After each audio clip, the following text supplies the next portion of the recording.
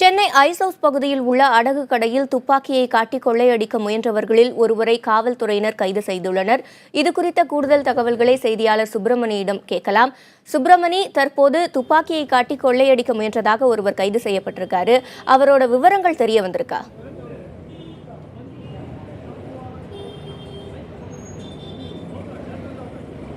Chennai ice house பகுதியில் அடகு கடைக்குள் புகுந்து துப்பாக்கியை காட்டி மிரட்டி நகைகள் கொள்ளையடிக்க முயற்சி சம்பவம் நிகழ்ந்திருக்கிறது.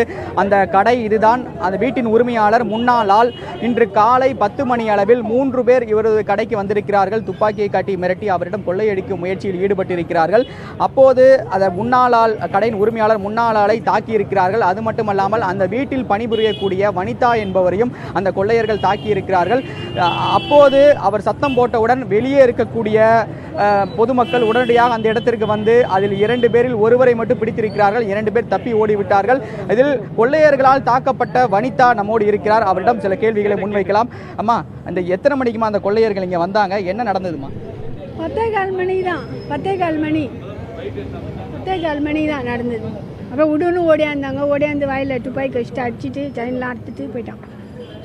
நான் கத்தினே உள்ளே போய் மாட்டிக்கினான். ஒருத்தன் கட்டி போட்டார் சைடு செமடி, அவனுக்கு அடிச்சுட்டாங்க. எல்லாம் கொண்டு தாங்கம்மா அவங்க கையில்? அருவாலத்தெல்லாம் கொண்டு வந்துக்கிறாங்க. துப்பாக்கி நகைகள் ஏதாவது கொள்ளையடிச்சிருக்காங்களாம்மா? இல்லை அடிக்க தான் வந்தேன்றானா அடிச்சதுக்கு.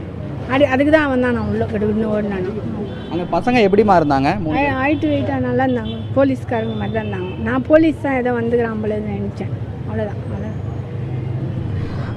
பிடிபட்டுள்ள நபர் உத்தரப்பிரதேசத்தை சேர்ந்த ரவிகாந்த் என்பது முதல்கட்ட விசாரணையில் தெரிய வந்திருக்கிறது. அவரிடம் ஐஸ் ஹவுஸ் போலீசார் விசாரணை மேற்கொண்டு வருகிறார்கள். அதே போல இந்த பகுதி ஐஸ் ஹவுஸ் பகுதி என்பது அதிக அளவு வர்த்தக நிறைந்த ஒரு பகுதி என்று தான் சொல்ல வேண்டும். இந்த கடை இருக்கக்கூடிய பகுதி வந்து ஜான் கான் தெரு ரோடு என்பது தெரிகிறது. இந்த பகுதியில் கிட்டத்தட்ட 100க்கும் மேற்பட்ட கடைகள் நிறைந்த ஒரு பகுதி. பட்டப்பகலில் சுலபமாக 3 நபர்களும் நுழைந்து கொள்ளையடிக்கும் முயற்சியில் ஈடுபட்டு இருப்பது ஒரு அதிர்ச்சியை ஏற்படுத்தி இருக்கிறது என்றுதான் சொல்ல வேண்டும். முதல் கட்டமாக காவல்துறையினர் அவரிடம் விசாரணை மேற்கொண்டு வருகிறார்கள். தப்பி ஓடிய நபர்கள் யார் என்பது குறித்து விசாரணை மேற்கொள்ளப்பட்டு வருகிறது. இந்த பகுதியில் இருக்கக்கூடிய கண்காணிப்பு கேமரா காட்சிகளை காவல்துறையினர் கைப்பற்றி விசாரணை மேற்கொண்டு வருகிறார்கள். அதே போல கைப்பற்றப்பட்டுள்ள அந்த துப்பாக்கி என்ன ரக துப்பாக்கி என்ற கோணங்களில் விசாரணை நடத்தப்பட்டு வருகிறது.